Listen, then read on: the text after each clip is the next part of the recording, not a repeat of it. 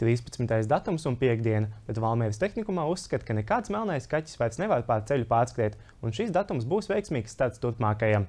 Renovēts esošais un jauns celts skolas korpus, sagādāts modernas tehnoloģijas mācību procesu nodrošināšanai. Tātad piekdienu pēc vērienīgas rekonstrukcijas durvis vērts profesionālās izglītības kompetenču centrs Valmieras tehnikums.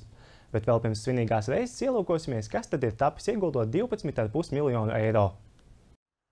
Sapnis, kuru īstenot vēlme bijusi jau pirms 4 gadiem, kad apvienoja 2 Valmieras profesionālās izglītības skolas, lai tā būtu tik tiešām moderna mācību iestāde. Tagad tas īstenojies. Šeit jūs redzat augļu un dārzeņu pārstrādes laboratoriju ar visām jaunākajām iekārtām, lai jaunieši varētu pilnvērtīgi apgūt savu profesiju. Iepriekš mums nebija šādas iespējas, mums bija nedaudz mazākas iekārtas, un, protams, jau arī gadi dara savu un iekārtas jau noveco arī, bet šeit mums ir pats modernākais un pats jaunākais. Un varbūt pievedīšu pie tās galvenās iekārtas, par kuru mēs esam ļoti arī priecīgi augļu laboratorijā. Šis ir vakuma koncentrators. Tātad, principā, mēs varam pagatavot sulu pulveri, vai arī dažādus biezeņus ar viņu pagatavot dažādas konsistences. Un šis ir tāds aparāts, kurš ir līdzīgs kosmosa kuģim, kā mums jau ir viņam iesauka iedota. Tagad Valmieras tehnikums iegūs ne tikai modernu līniju augļu pārstrādei, bet arī piena, zivju un gaļas pārstrādei, kā arī modernu laboratoriju, kur veik dažādas pētījumus.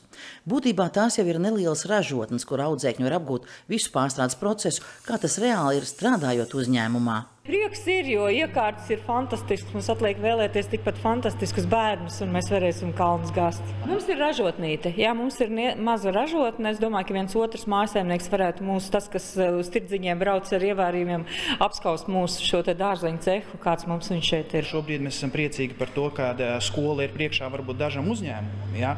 Un pēc tam tas jaunietis varēs iet un jau pastāstīt to, ko viņš ir apguvis skolā un strādāt. Un, protams, jāskatās, kāda būs nākotnes ekonomikas vīzija mums valstī, bet kopumā es domāju, ka viss būs kārtībā un jaunietis aizies darba tirgu jau profesionāli sagatavots. Tā ir tās Eiropas pieredze, kur tātad skolas vienmēr iet pa priekšu uzņēmēm un tad uzņēmējs. Mēs esam to pašu panākuši šobrīd ar iekārtām. Ja mēs paskatāmies pa nozarēm, jo nauda tika dota nozarēm. Piemēram, šeit tika iedalīta nauda pārtikas tehnoloģijas attīstībai un viesnīcu restorāniem, ēdienu gatavošanas specialitātēm un mehatronikai. Līdz ar to mēs domājam, ka mēs būsim labākie valstī šajās nozarēs. Tā arī topošajiem restorānu un viesmīlības pakalpojumu speciālistiem tagad būs savā ziņā mācību vide, kas ir līdzvērtīga reālajai darba vietai. Sākot no viesnīcas recepcijas, tātad administratoru darba, līdz pat smalkam viesnīcas numuram. Šeit jūs redzat tātad luks numuriņu mūsu izglītības iestādē, kas ir aprīkots ar ozokoka mēbelēm, lai jaunietis pareizi iemācās tīrīt koku ar pareizajiem līdzekļiem, pareizi viņu pulēt, jo visi mēs esam pieraduši pie lamināta. Laminātu mēs tīram nedaudz savādāk, šeit atkal tīram izvēloties pareizos līdzekļus, lai nesabojātu virsmas. Un jaunietis jau to apgūst skolā un aiziet pie sava darba devēja un zina, kā strādāt. Tā kā nonākot kādā greznā pilī, neko tur nesabojās. Jā, tieši tā nesabojās, tieši zinās, kā tīrīt arī senlaicīgās mēbeles. Seifs, leduskapis, jā.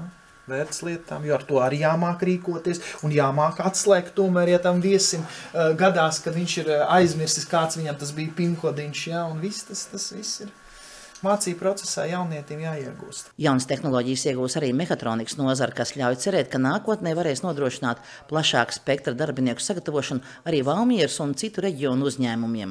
Ir plašas mehatroniskas laboratorijas ar modernām iekārtām, kur mēs varētu nākotnē gan gatavot, uz uzsveru nākotnē gatavot gan virpotājus, gan atslēdzniekus, gan visu, kas saistīts ar metāla apstrādi. Tehnikumā tagad padomāts arī par to, lai te pilnvērtīgi varētu mācīties jaunieši ar īpašām vajadzībām.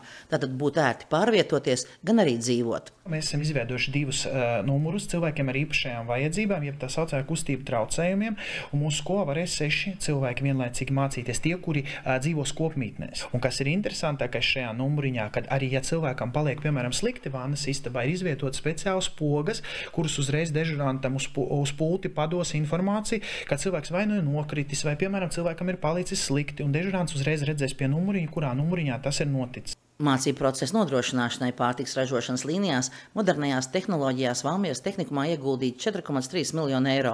Līdz ar to veidojot Valmieras tehnikumu par vienu no modernākajiem profesionālās izglītības centriem ne tikai Vidzemē, bet arī Latvijā. Labā sakārtotā vidē ir labāk mācīties, kā tad, kad mēs bijām pielāgotās telpās. Tagad mums ir viss praktiski, bet, kā jūs zinat, ir audzēkņu bedre patreizējā momentā. Vidusskolās ir tik daudz, cik ir to audzēkņu.